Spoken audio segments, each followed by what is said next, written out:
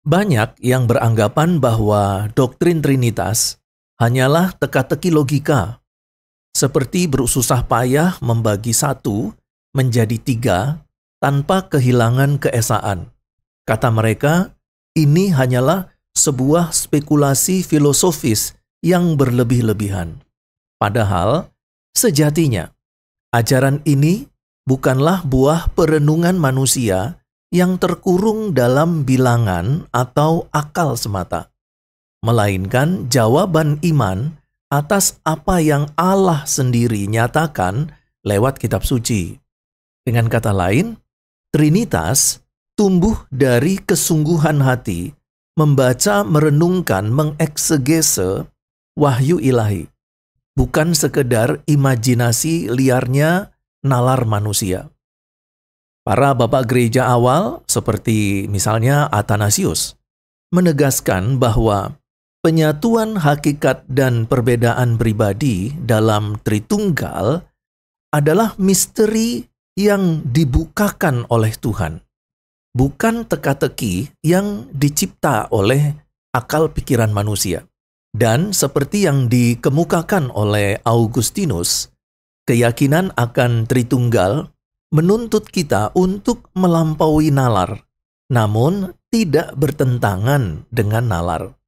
Sebuah paradoks yang justru menguatkan iman kita kepada Allah yang transenden sekaligus imanen.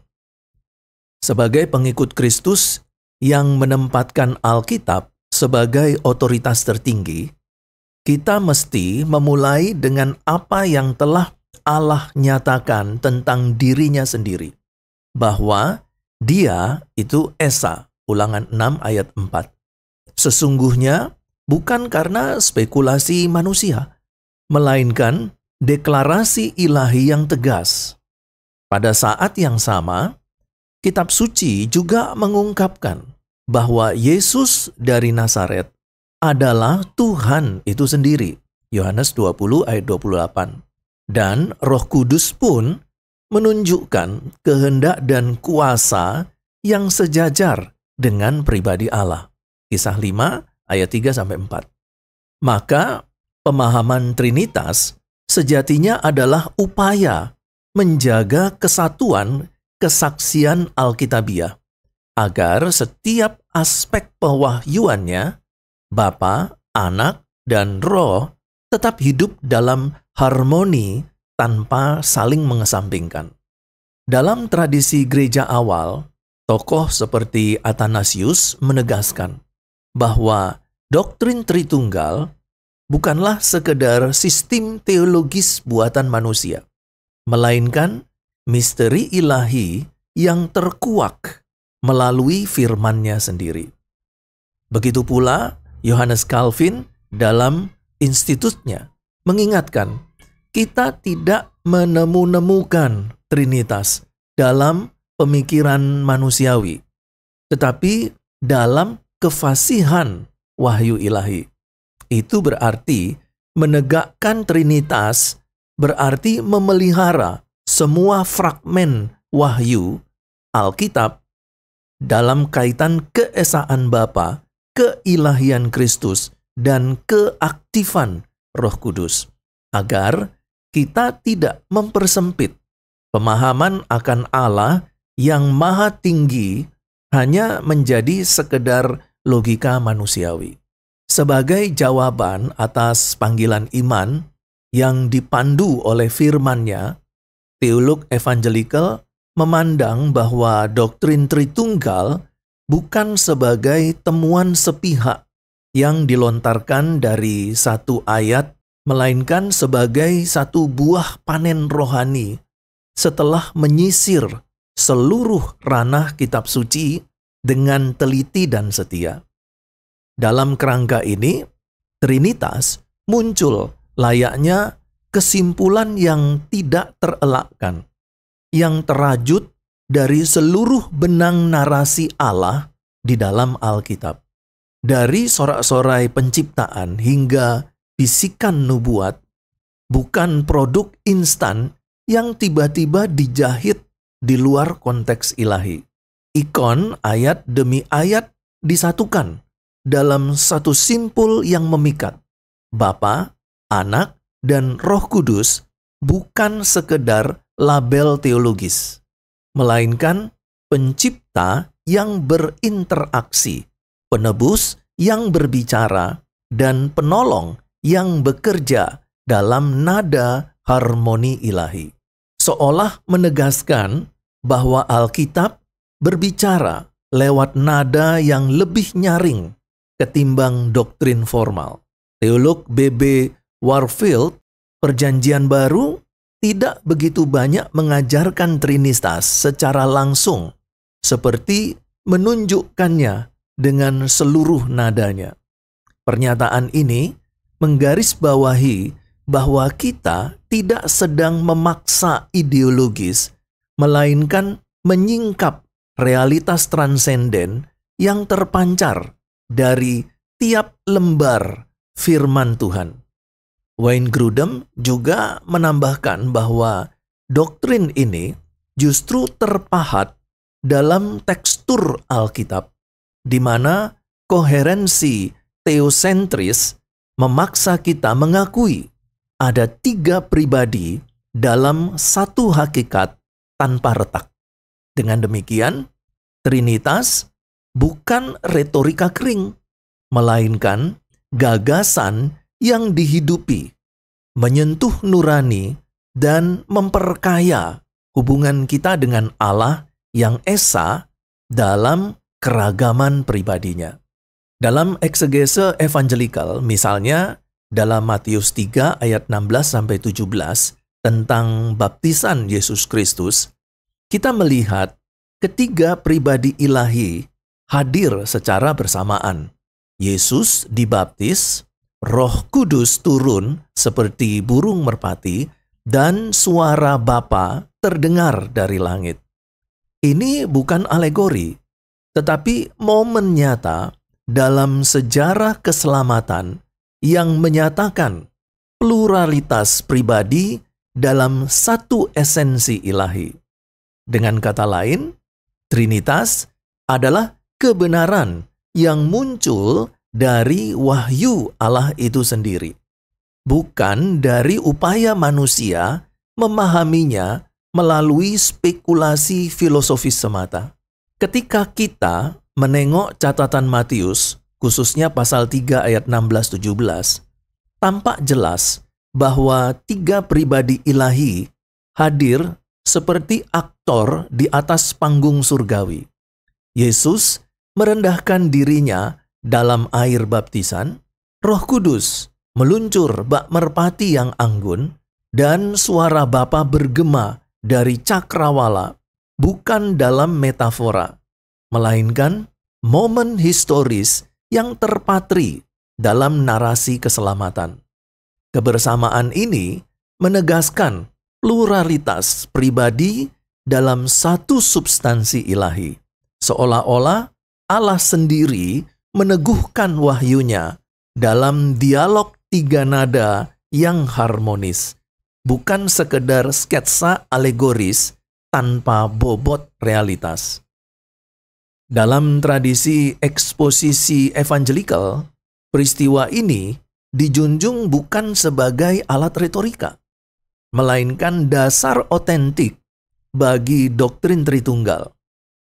Kebenaran yang dihembuskan langsung dari revolusi ilahi, bukan gagasan cemerlang yang terkonstruksi oleh pikiran manusia semata. Herman Bavinck menegaskan bahwa Trinitas terpatri dalam helaian wahyu, bukan terajut di ruang spekulasi. Sehingga kita tidak boleh memotong salah satu pribadi demi menegakkan kerangka logika filosofis yang rapuh. Demikian pula Wayne Grudem menekankan bahwa doktrin ini merupakan konklusi tak terhindarkan ketika Alkitab dibaca dengan mata iman yang terbuka, bukan kesimpulan yang dijahit-jahit di meja analisis teologis. Ada satu Allah saja, yaitu Bapa, yang daripadanya segala sesuatu berasal, dan kami hidup bagi Dia, dan ada satu Tuhan saja, yaitu Yesus Kristus. Olehnya-lah segala sesuatu telah dijadikan, dan kami hidup olehnya. 1 Korintus 8 ayat 6. Paulus menorehkan satu pernyataan yang begitu kuat dan mempesona dalam 1 Korintus 8 ayat 6.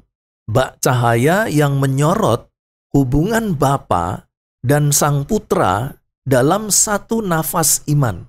Ia, Paulus, memulai dengan mengangkat warisan monoteistik Israel. Dengarlah hai Israel, Tuhan itu Allah kita. Tuhan itu Esa. Ulangan 6 ayat 4. Layaknya akar yang menancap dalam tradisi lama. Namun kemudian, tanpa melemahkan keesaan itu, ia menautkan pujian yang sama kepada Yesus Kristus, menyematkan gelar Tuhan, Kurios, yang dulu hanya layak bagi Yahweh saja. Dalam satu tarikan nafas teologis, Paulus menunjukkan bahwa memelihara kebenaran tentang satu-satunya Allah justru menuntun kita untuk mengakui kemuliaan Kristus secara setara, bukan memasukkannya sebagai tambahan setelahnya, melainkan meletakkan Yesus Kristus dalam kerangka monoteisme yang sejati. Para teolog modern tidak kalah antusias mengupas keindahan ayat ini. Herman Bavinck menegaskan bahwa dalam kesatuan relasi antara Bapa dan Anak, kita melihat puncak wahyu Allah yang bersifat koheren dan organik, bukan retorika acak yang dijahit belaka. Anthony Tisselton dalam komentarnya menyebut 1 Korintus 8 ayat 6 itu sebagai simfoni teologis, di mana harmoni kesetaraan pribadi ilahi menguatkan landasan monoteisme Kristen tanpa mereduksi satupun dari pribadinya. Dengan demikian, ayat ini berdiri kukuh sebagai jembatan iman, memeluk warisan Shema, dan pada waktu yang sama menyalami kebenaran bahwa Kristus sebagai Tuhan berdiri sejajar dalam esensi ilahi yang esa. Ketika kita menelaah ayat ini melalui lensa teologi evangelikal, kita sebenarnya melihat perpaduan indah antara kesetiaan pada monoteisme dan pengakuan atas keilahian Kristus. Paulus tidak sekedar menambahkan nama kedua ke dalam rumus teologis, melainkan membuka cakrawala pemahaman baru tentang siapa Allah itu, berdasarkan wahyu yang dinyatakannya di dalam Kristus. Dengan tegas, Paulus, menyatakan bahwa segala sesuatu berasal dari Bapa, dan segala sesuatu dijadikan oleh Yesus Kristus, sehingga penciptaan dan pemeliharaan alam semesta bukanlah aksi tunggal entitas yang terpisah, melainkan kerjasama harmonis kedua pribadi ilahi dalam satu substansi yang sama, ibarat dua sisi mata uang yang tidak terpisahkan. Peran Bapa dan Anak menyatu dalam narasi kosmik, memastikan bahwa iman kita kepada satu Allah tidak kehilangan dimensi kristologisnya. Tokoh-tokoh teologi konservatif turut mengokohkan pemahaman ini. Wayne Grudem menegaskan bahwa ayat tersebut meneguhkan Kristus bukan sebagai ciptaan, melainkan sebagai agen kosmik pada level tertinggi. Sebuah penegasan yang melindungi monoteisme kita dari reduksi menjadi deisme berganda. Begitu pula Herman Bavinck menyelami kedalaman dogma ini dengan mengatakan bahwa kebersamaan pribadi ilahi dalam karya penciptaan menegaskan keesaan hakiki Allah, bukan menodainya dengan dualisme. Dari pantulan ayat Paulus hingga gema pemikiran para teolog, jelaslah bahwa doktrin Tritunggal kita bukan sekedar buah rakitan akal, melainkan simpul wahyu ilahi yang tak terurai oleh spekulasi manusia. Ketika kita menelisik ungkapan olehnya segala sesuatu telah dijadikan, kita sesungguhnya menatap gema tegas dari Yohanes 1 ayat 3 dan Kolose 1 ayat 16. Dua poros wahyu yang menempatkan Kristus bukan sekedar sebagai perantara, melainkan Sang Pencipta sejati. Dengan nada lugas, penulis Injil menegaskan bahwa semua yang ada berasal dari firman. Seakan-akan kita memandang tangan Sang Arsitek ilahi yang tak terjamah waktu, merajut jagat raya dari kekekalannya. Frasa ini menyiratkan bahwa atribut kekekalan dan kuasa penciptaan yang melekat pada Kristus hanya pantas bagi Allah yang hakiki, bukan ciptaan, melainkan sumber dari segala yang ada. Tokoh evangelikal konservatif mengukuhkan pandangan ini dengan penuh semangat. Gerhardus Voss berargumen bahwa eksposisi Paulus dan Yohanes menempa satu kristologi kosmik, di mana Kristus berperan sebagai agen substansial dalam karya penciptaan, bukan sekedar wakil abstrak di balik layar. Demikian pula John Owen menegaskan bahwa karya penciptaan bukan proyek manusiawi yang dipinjamkan kepada anak, melainkan perwujudan kehendak Roh dalam suatu kesatuan mutlak bersama Bapa dan Anak. Dari sini jelaslah bahwa Bapa sebagai sumber dan Putra sebagai pelaksana bersatu padu dalam simfoni kehendak ilahi. Sebuah harmoni yang menegaskan keesaan substansi Allah dalam tiga pribadi. Paulus, menurut Richard Bauckham, bukan sedang menyingkirkan fondasi monoteisme Yahudi, melainkan dengan lihai merevisi monoteisme dari dalam, lewat pengakuan iman yang paling sakral, Shema, dengan menyelipkan sosok Yesus ke dalamnya. Dalam gerak teologis ini, alih-alih memutarbalikkan keesaan Allah, Paulus, mematangkan pemahaman kita tentang siapa Kristus sesungguhnya, bukan sekedar utusan, melainkan pribadi ilahi yang sejajar dengan Bapa. Seumpama menambahkan lapisan mutiara pada kalung tradisi iman lama. Bauckham menekankan bahwa kehadiran Kristus dalam inti pengakuan iman itu menggenapi, bukan menghancurkan monoteisme yang Allah nyatakan sejak zaman Musa. Gordon Fee lalu menambahkan dimensi pastoral. Keilahian Kristus bukan hiasan doktrinal yang eksotis, melainkan denyut nadi keseharian jemaat, sebab kita hidup olehnya. Hidup orang percaya tidak sekedar berlandaskan ingatan akan karya Kristus di kayu salib, melainkan pada penyertaan konstan Sang Juru Selamat yang memelihara setiap nafas iman. Leon Morris menegaskan, Trinitas bukan doktrin yang dibuat-buat, tetapi pemahaman yang lahir dari wahyu Alkitab tentang Allah yang satu, tetapi dinyatakan dalam tiga pribadi.